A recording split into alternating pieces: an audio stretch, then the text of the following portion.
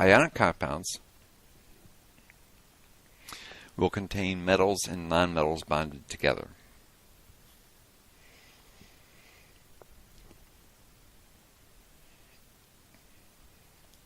There's going to be two types of ionic compounds. Binary ionic compounds will contain only two elements, one metal, one non-metal, although the number of atoms present can be more than one. Or ternary ionic compounds, which will contain a metal and a polyatomic anion.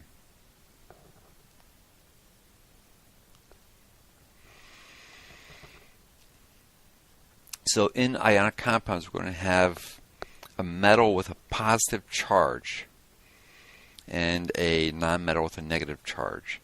When we have an atom or a group of atoms with a net electrical charge, we're going to call that an ion. If it's a positive charge, it's going to be called a cation, and a negative charge is going to be called an anion. So we're going to learn the ionic charges of a number of elements.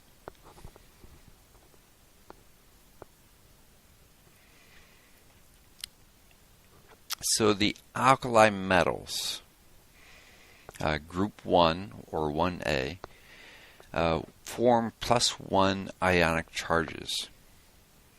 Top of this column is hydrogen. Hydrogen is not an alkali metal, but hydrogen, when it forms a charge, which is in acids, there will be a +1 charge also. The alkaline earth metals, group 2 or 2A, form a +2 charge, and these charges are predictable, consistent charges. So these are the ones that we're going to know. These are the only two columns that are consistent, have consistent charges throughout the whole columns. For group 13 or 3A, aluminum predictably forms a +3 charge. Gallium primarily forms a +3 charge, but then the other elements form multiple charges that are not predictable. Let's continue with the positive charges. Transition metals in general often have multiple charges available to them. And not just the transition metals. Tin and lead also, indium, thallium, antimony, bismuth. So we have a group of metals on the right side of the periodic table that form multiple charges. The transition metals form multiple charges. But in the transition metals, we have several that have predictable charges. Silver in column 1B or 11 predictably forms a +1 charge. Cadmium and zinc in column 2B or 12 predictably forms a +2 charge. So these are our positive charges that we need to know. So the alkali metals form +1, alkaline earth form +2, silver forms +1, cadmium and zinc form +2, aluminum forms +3. Now for negative charges, halogens, one column away from the noble gases, so column 17 or 7A, predictably form a -1 charge.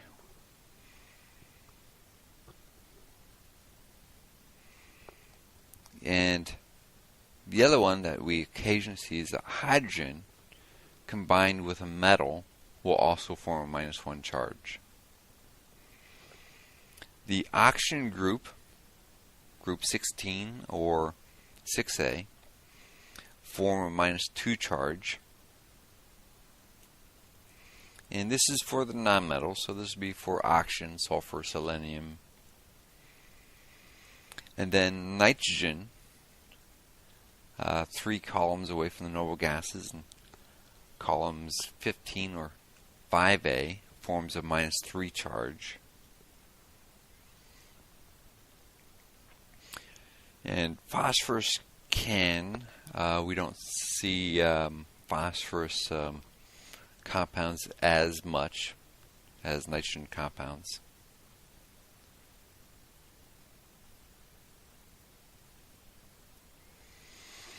Sometimes we're going to see the term isoelectronic. Isoelectronic means identical numbers of electrons. So we have the same number of electrons, they are isoelectronic.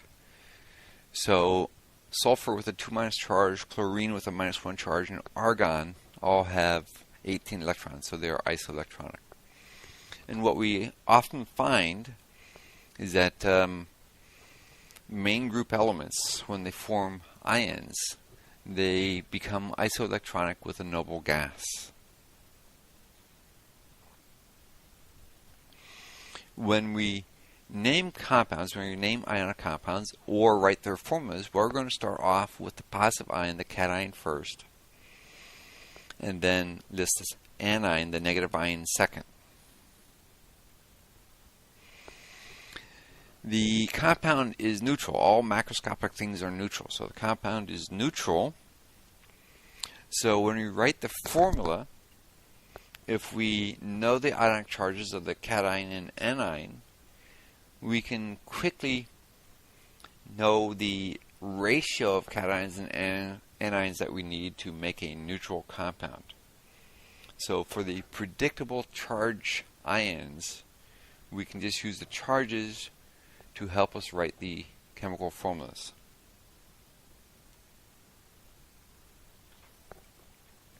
So for writing the formula of aluminum oxide, we know that aluminum is a +3 charge, oxygen is a -2 charge. These are predictable charges. So we have a 3 and a 2. So we're going to need a common factor to make a neutral compound. That common factor would be 6, 3 times 2. So if we multiply our aluminum by aluminum, which is +3, by 2 atoms of aluminum, we'll have a total charge of +6.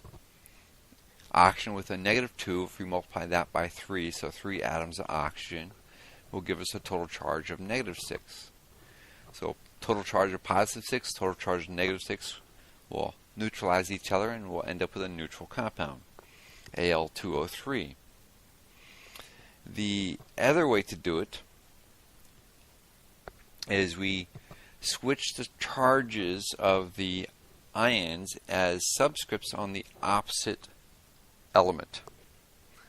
Without any signs, this is a number of atoms. So we have a +3 on the aluminum, so we're going to put that 3 down on the oxygen. We have a -2 on the oxygen, so we're going to put that 2 down on the aluminum. This process always gives us a neutral compound. However, sometimes it doesn't give us the lowest whole number ratio of ions, which is what we're aiming for, lowest whole number ratio of ions. So for the bottom example, for lead 4 oxide, and that 4 identifies the charge on the oxygen, on the lead 4 oxide.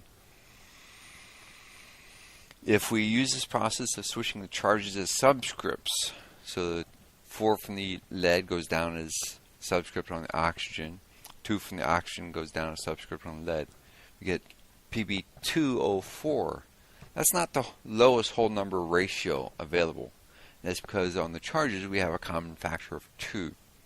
So we have to divide that common factor of 2 out to give us PbO2, and that is a proper formula for lead 4 oxide.